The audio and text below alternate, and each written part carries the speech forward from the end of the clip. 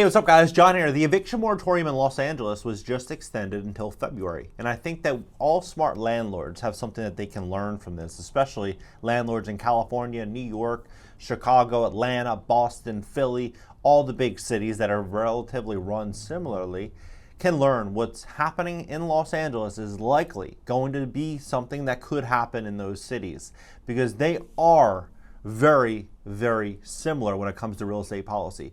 And I think all smart investors are aware of this now as well. Smart investors are not only just looking at the risk in which they assume when they buy a real estate investment, they're also looking at the political problems that they could potentially face when buying a property, trying to fix it up, doing any type of value add, because there's all these rent protections.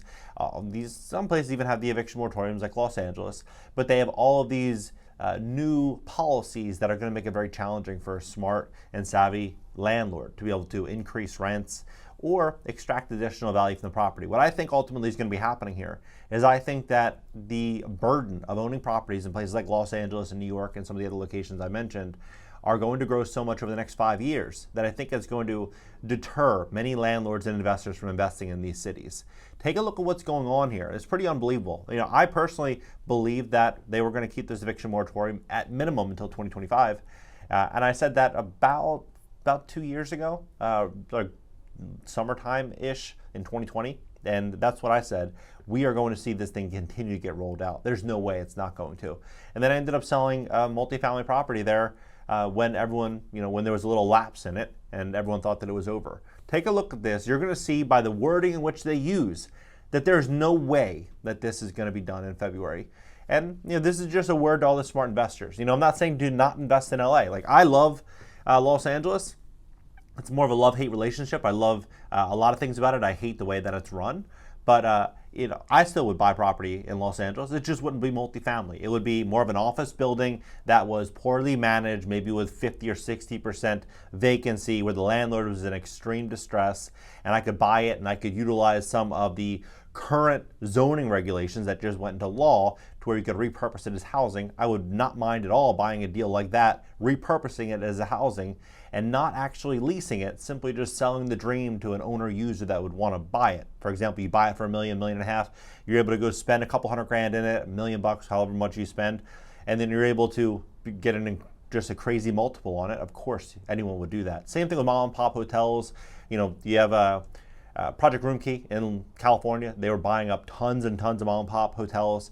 Like there's certain exceptions, shopping centers, anything that you could buy in which you could repurpose and you could make the net income increase by 300-400% makes sense no matter what. But I'm simply just looking at it as if you're going to buy a deal, like in Los Angeles, most people just buy a deal on a 4% return, meaning you buy $1 million deal and it's producing $40,000 a month in net income, or $40,000 a year in net income. That would not make sense, especially when you're looking at the risk associated. Take a look at this. LA to end, and by the way, please hit the like button. Hit the like button. YouTube's going to share this content to educate more people about what's really going on. LA to end the eviction protections by February. After nearly 3 years of these emergency restrictions, landlords will once again be allowed to evict. I mean, if you believe that it's going to end in February, I hope you're right. I personally, I don't know. We're walking into the winter. I could see a situation in which it gets pushed out again. But we will see. We will see. Who have fallen behind on rent, and the LA City Council decided Tuesday the unanimous vote allows the eviction protections, some of the longest lasting in the country, to end starting February 1st. The restrictions have prohibited landlords from evicting renters affected by this since the beginning, March of 2020. At that time, the fear was that the widespread economic damage caused by this could cause a tsunami of evictions that would send homeless rates soaring, as well as further fuel the spread. The policy that was put into place 2 years ago was intended solely to keep people housed and keep them off the street. City Council President Nori Martinez said before the vote, now it's time that would not only keep people off the street, but also protect people's housing and preserve their financial well-being. LA's eviction protections was part of a robust set of policies advanced by federal, state, and local officials during the pandemic.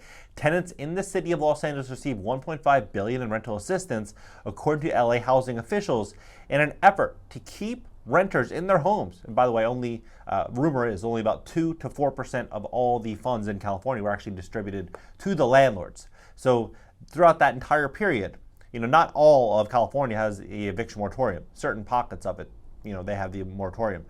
But during that entire period, those landlords were stuck holding the bag, not just on their mortgage payments, but also repair costs, legal fees, any expenses associated with being a landlord. They said efforts to keep renters in their home, also paying landlords. About 70% of the tenants receiving the money were residents classified as extremely low income, such as families of four making less than $35,000 a year. But that money hasn't been enough to cover all the outstanding debts, according to landlords and tenants who spoke during more than an hour of public testimony at a meeting. Wayne Harris, 65, a landlord who owns small properties in South LA, told the council that some of the tenants haven't paid rent since near the start of the pandemic, but government assistance programs have covered only half of what he is owed. I worked hard my whole life to purchase a building, not to house people rent-free, Harris said. The government wants to implement something where people don't have to pay rent, implementing something where we get paid and made whole.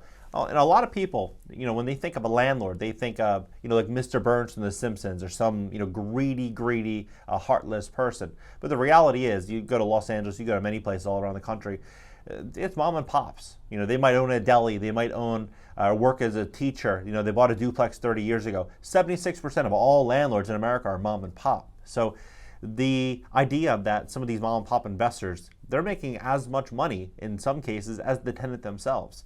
So the idea that they could carry the debt of not just the property ownership, but also their own life, it's a very big ask. And I think that what we're going to start to see is a lot of mom and pop landlords buckle. But look at what they said right here.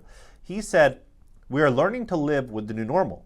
The moratorium has served its purpose and it's now time to move on." However, they go on right down here and it says, "It's no longer about this. The bigger question is housing equity," right? That's what he said. He showed the city council he needs to turn its attention away from the emergency regulations and instead towards a more comprehensive policy. It's no longer about this question. It's the bigger question is housing equity. To me, what this says clearly is that we need more regulations on landlords. We need more protections for tenants. We need to level out the playing field to make things easier for us to control, meaning more overreach on property owners in the state of California, meaning an easier place for tenants and a harder place for landlords to conduct business and collect rent. That is what it communicates to me. I personally love, I love Los Angeles. Love-hate relationship with it. I love Los Angeles. I love, the location, the weather. I love a lot of the benefits of it. But when you have this situation unfolding, this makes things so hard to conduct the business. California, for example, I had a situation there recently. I had a tenant that completely destroyed a unit, destroyed it. $40,000 in damage, it was horrible. $40,000 in damage. The lady went so far as even to sew a spider web in the unit and put salt all around it, like casting a spell on it. I called my attorney. I said, what can I do about this? I was thinking about suing the lady. And what he said is, the odds are the tenant probably has no money. And so what you're going to do is you're going to throw good money after bad. And what's ultimately going to happen is maybe you get in front of a judge, maybe you don't, maybe you get a judgment, maybe you don't. But if you get the judgment is only as good as your ability to collect on it. So you're probably better off just taking a loss on it. That's the situation in Los Angeles. In Los Angeles, tenants have access to free legal networks. BOSTA, public counsel, they represent the tenant for free.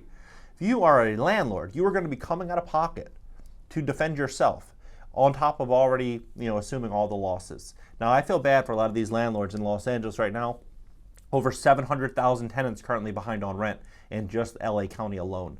So I believe that number, and that data, by the way, is about 7 months old. I believe that number is probably going to get us closer to the 800, 900,000, a million people. That number, probably by 2025, if we continue down this road. However, there's going to be a huge amount of investing opportunities in the right assets, like repurposing structures, doing things like that. I personally wouldn't be a landlord there, but you could buy it, repurpose it. You can get it ready, get the CO, certificate of occupancy, and then sell it to an owner user. That could make a lot of sense. I think there's going to be opportunities there. But dealing with tenants, dealing with the city of LA, unless you've done it yourself, you're going to learn some very, very valuable lessons. Now, I'm curious as to your thoughts about this entire situation. Drop your comments below. Let's have a conversation about this. Subscribe here. Subscribe also on my second channel. It's an interactive call-in show and a podcast. I do a podcast every single week. I'm releasing a video there today, so be sure to go check that out. And LinkedIn, Instagram, Twitter, and TikTok up in the banner. If you want to, have your credit restored, if you have credit problems, we would love to help you at CashNow.Video. If you'd like to make money online, go to CashNow.Video/money, join the Discord channel, and then go to the Start Here tab, go through the steps. We have a live call every Monday through Friday, every day during the week at 12 p.m. Eastern Standard Time, where we go through everything. So I'll catch you guys in the next video, and I hope to see you in the Discord.